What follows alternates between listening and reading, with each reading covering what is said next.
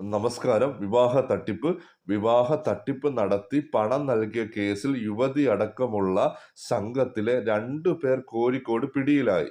പുനർവിവാഹ വാഗ്ദാനം നൽകി ഡോക്ടറുടെ 5,50,000 ലക്ഷം രൂപയും ഫോണുമാണ് തട്ടിയെടുത്തത്. തട്ടിയെടുത്ത കേസിൽ മലപ്പുറം സ്വദേശികളായാണ് നടക്കാവ് പോലീസ് പിടികൂടിയത്. കാസർഗോഡ് സ്വദേശിയായ യുവതിയെ നേരത്തെ അറസ്റ്റ് ചെയ്തിരുന്നു.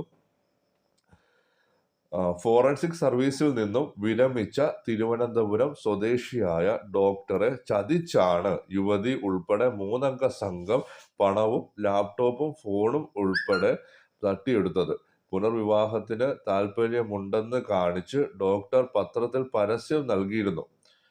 തുടർന്ന് വയനാട്ടിലെ ഡോക്ടറുടെ സ്വകാര്യ ക്ലിനിക്കിൽ എത്തി കാസർഗോഡ് നീലേശ്വരം പുത്തൂർ സ്വദേശിയായ ഇർഷാന, മലപ്പുറം സ്വദേശി മുഹമ്മദ് സലീം, കുടക് സ്വദേശി മാജിദ് എന്നിവർ വിവാഹം ഉറപ്പിക്കുകയായിരുന്നു.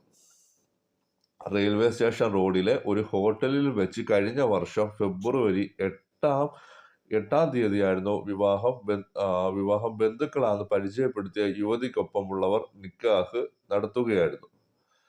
തുടർന്ന് വിവാഹശേഷം വീണ്ടെടുക്കാൻ എന്ന് ധരിപ്പിച്ച് 5,50,000 ലക്ഷം രൂപ യുവതിയുടെ അക്കൗണ്ടിലേക്ക് ട്രാൻസ്ഫർ ചെയ്യിപ്പിച്ചു. വീട് കാണിക്കാൻ എന്ന വ്യാജേന നടക്കാവിൽ എത്തിയ സംഘം ഡോക്ടർ ആരാധനാലയത്തിൽ കയറിയപ്പോൾ കാറിൽ നിന്നും ലാപ്ടോപ്പും ഫോണുമായി മുങ്ങുകയായിരുന്നു.